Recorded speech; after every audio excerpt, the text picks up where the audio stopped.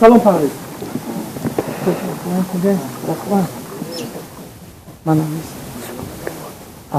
پرویز درباره همون کی شما رو به سوریه دعوت کرد چگونه همین میشه نقل کنید؟ در اون وقتی که رفته بودیم بعد از رفتن دانجا کار میکردیم وقتی کشی کردم مثل کار میکنم دانجا بعد از کار ما در ویدیو رو میدارم یوتیوب در آنجا دعوت میکردم تجیه دعوت میکردم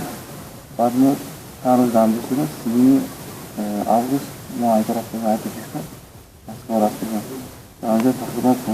15-16 روز بودیم 20 روز بودیم بعد آنجا رولیگو تماشا میکنیم پیش از مسکو رفتن تماشا میکنیم بعد آنجا دعوت میکردم بعد آنجا رفت پیش از مسکو رفتن در تاجیکستان تماشا میکردیم؟ نه در مسکو تماشا میکردیم بعد آنجا عباس کتایی شخص ازبک اما روحی رفتن نشون داده چگونه نشون داد؟ از طریق شده؟ نه از طریق نه وای رفت خانه بود آنجا کدایی کار میکردیم ما گفتم که مسجد امام بخاری میرفتم بعد از مسجد امام بخاری که خودتون میخوانتون آنجا نخویتون و میرم گفتم جهاد را هستن نگویتون میبرم بعد ما رنگ همون که گفتیم همون که آدم تماشا میکنیم دعوت رو بعد آنجا رفتیم ما بعد امام بخاری مسجد ما آنجا رفتیم آنجا بعد خوندیم تقریبا 50 روز آنجا خوندیم آنجا ما 5 نفر رفته بودیم بعد از 5 نفر توریک ها 2 نفر عرقو شنی ترکاش 3 نفر رفتیم در مسجد امام بخاری رفتیم شما در مسجد امام بخاری 50 روز ایستاده؟ 50 روز چی آموزش دادن برای شما؟ چی خوندید اینجا؟ ما اینجا درس قرآن خوندیم بعد خواهش کسی که همون طرف سوریه میره آنجا درس میشه هم درس کسی که خواهش دارد میرد درس میگرد بعد میگرد اگر خواهش پیدا شد میرد با او را از مسکو چگونه دعوت کردن به سوریه؟ ما از طریق اینترنت رفتگیم در اونجا مثلا میگفتن که روی الله روی حق است ما نکی دعوت او رو گوش نبودیم فقط دعوت هم روی گفتن که روی الله هست روی چیه شهید شوی اجرش کامل است مثلا ما گوش بودیم بعد در اونجا رفتیم مختمون سوال کردیم مثلا سوال کردیم گفتن که اونجا گفتن که اونجا میره مقصد به رحم شفقت هر طرف کودکان را خورد است کامل است زن است میکشه همش قتل میکنه بعد شهید شده همسر در بازوری شاد چه میتیاد با یک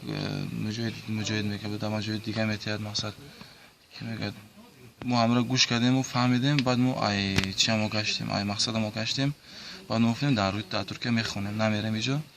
بعد با گفتن که مایلو نک پاسپورت دست ویبدن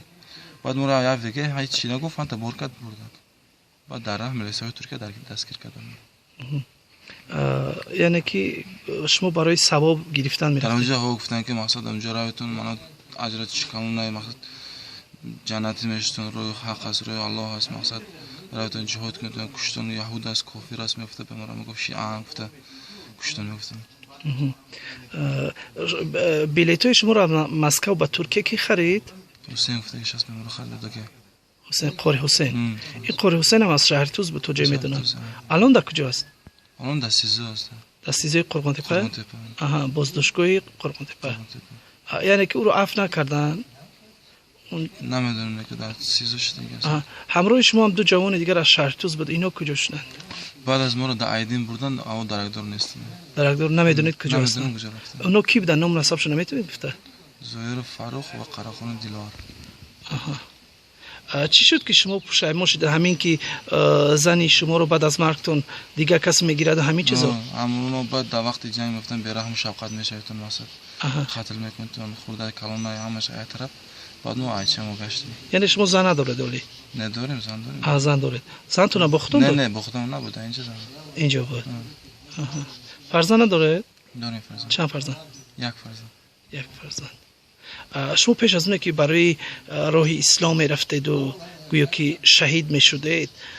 فکری بچه‌تون و همسرتون نکردید؟ نه وقتی که ما هم دعوت رو گوش میگم چه خیلی که آدم عقلش گم کرده دیگه در همراه گرفتار شدیم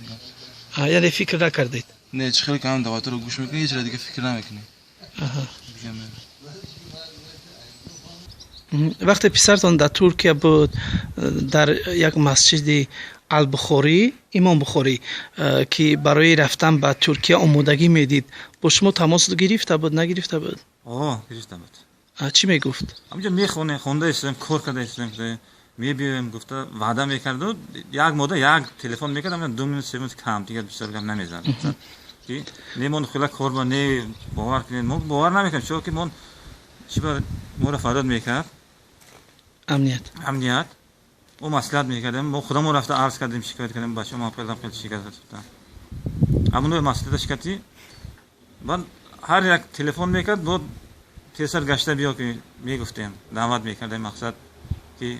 شما در روی خطا رفتید گفته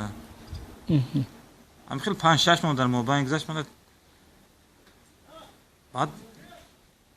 گشته آمد از من مثلا پیمان کردن خب میبرد نه خوردن نه چی وحشی خیلی پدر پسر نیست خیلی یعن ما فکر میگم چی کدام رو چی مجبور کرد مقصد که هم رفتم ما خودمو نمیفهمیدیم مقصد این خیلی پسرم نبود یک گپ میگرفت وقتش که چی میکرد نفهمیدیم که چی خیلی رفت چی خیلی کی در این راه انداخت مقصد ما خبردار نبودیم این درست چه شده که شما میدونید که وقتی پسرتون میرود حتما که اونجا به خاطر جهاد میرود همین خیلی گپا بود ما میگفتن که هم در تلفن اگه صحبت تلفنی داشته که چی مشکل است اونجا صحبت تلفن میکرد گپ نمیگفتن گفتن که فقط با کار کرده میخونم خونه میگرده ما میگفتیم که دستور نیت رفتن جهاد نه ما دخالت کار نمیخوندن و کار کردیم تمام شد گشته میبیم